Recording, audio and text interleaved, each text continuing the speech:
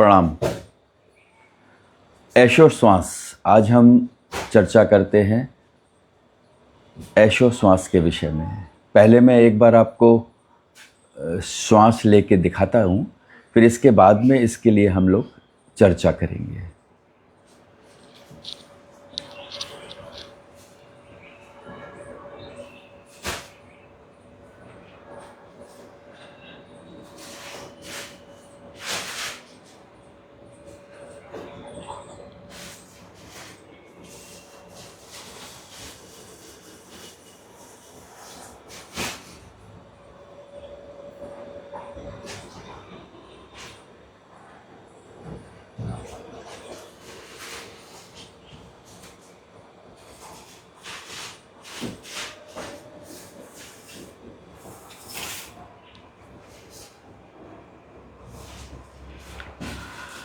ये ऐशो श्वास लेने की विधि है।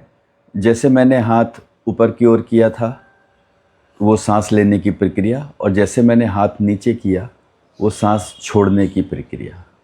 श्वास लेना और छोड़ना। ऐशो श्वास अर्थात धीरे धीरे श्वास को लेना है, धीरे धीरे श्वास को छोड़ना है।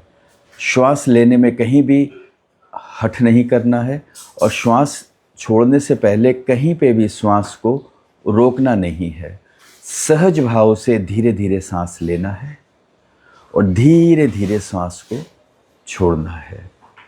एक ये प्रक्रिया हमें एक नए दिशा की ओर लेके जाती है। सिर्फ श्वास का लेना और छोड़ना अगर हम सीख जाते हैं तो जीवन में एक नई दिशा हमारे जीवन में खुल जाती है।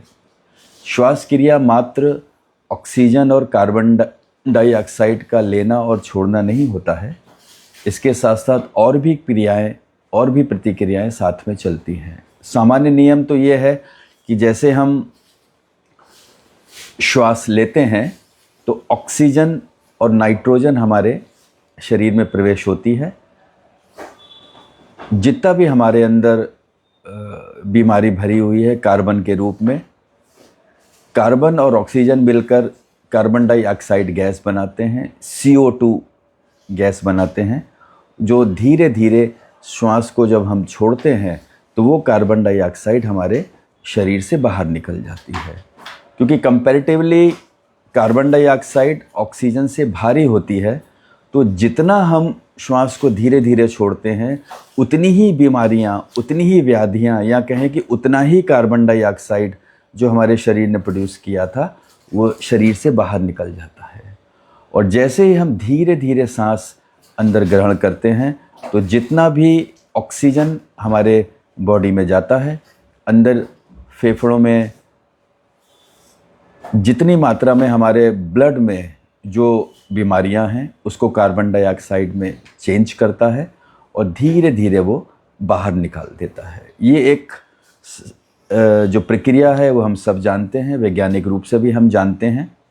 बस करना ये है कि श्वास को धीरे धीरे लेना है और धीरे धीरे छोड़ना है।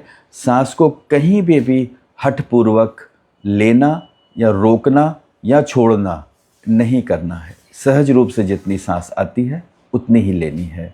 प्रत्येक पशु, प्रत्येक जीव सांस लेता है, उसको प्रकृति ने दी हुई है उसकी गति, उसकी रफ्तार।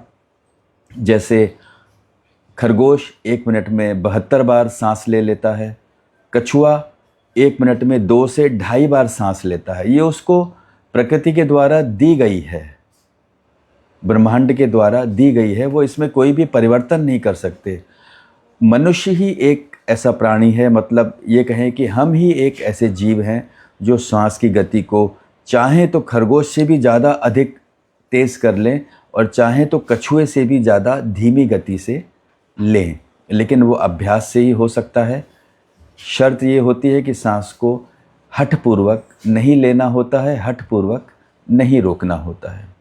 दूसरा इसके साथ साथ ये होता है कि हमारा व्यक्तित्व, ये हमारा संपूर्ण व्यक्तित्व 24 मॉलिक्यूल से बना हुआ है, 24 अणुओं से बना हुआ है, 24 चीज़ों से बना हुआ है। श्री कृष्ण ने भी गीता में ये ज्ञान दिया था कि 24 वस्तुओं से हमारा ये जीवन बना हुआ है। तो वो 24 के 24 मॉलिक्यूल की जो रिक्वायरमेंट है वो उस हवा की ऊर्जा में हमारे शरीर में प्रवेश करती है। मात्र ऑक्सीजन और नाइट्रोजन ही नहीं, वो 24 के 24 मॉलिक्यूल जिससे हमारा अस्तित्व बना हुआ है वो उस हवा की ऊर्जा के रूप में हमारे बॉडी में प्रवेश करते हैं, और जिस जिस मॉलिक्यूल को जिस जिस ऊर्जा की ज़रूरत होती है वो उसको ग्रहण करके बाकी वो रिजेक्ट कर देता है। होता क्या है, जैसे जैसे हम इस अभ्यास को आगे बढ़ाते चले जाते हैं, जैसे जैसे हमारी श्वास की गति धीमी होती चली जाती है, उतनी ही ज़्यादा हम हवा की ऊर्जा को हम कृष्णांश ऊर्जा के रूप में भी जानते हैं। कृष्णांश अर्थात महाविष्णु जी जब जब इस धरती पे आते हैं तो वो कृष्णांश कहलाते हैं। तो जो ऊर्जा हमारे अंदर वो जाती है, हमारे मन और बुद्धि को एक लय में लाने का काम करती है, बुद्धि और शरीर को एक लय में लाने का काम करती है वो हवा की ऊर्जा। कितना आश्चर्यजनक बात है ना।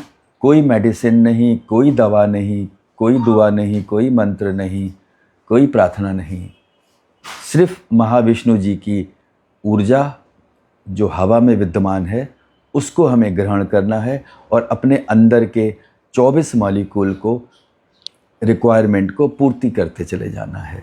हमारे अंदर जो भी कमियां हैं, हमारे अंदर जो भी व्याधियां हैं, मन अस्थिर रहता है, तन काम नहीं करता है, ठीक से काम नहीं करता है, आए दिन बीमारियां होती हैं, सिर्फ एक श्वास क्रिया से पूरी की जा सकती है।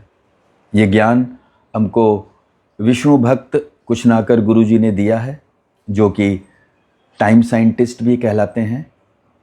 उन्होंने अपनी रिसर्च करके, अपनी खोज करके इस श्वास क्रिया के बारे में बताया है।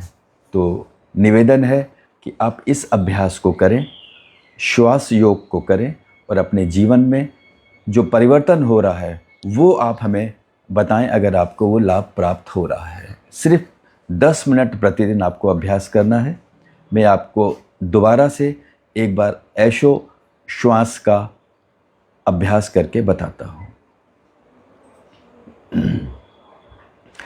जब मैं हाथ को ऊपर ले जा रहा हूँ, अर्थात मैं श्वास ले रहा हूँ, और जहाँ पे ऐसा लगता है कि अब श्वास ऊपर नहीं जाएगी, अंदर नहीं जाएगी, मैं कुछ भी ज़बरदस्ती नहीं करता हूँ, उसी साइकिल को मैं धीरे धीरे उस श्वास को पूरा करके वापस ले आता हूँ।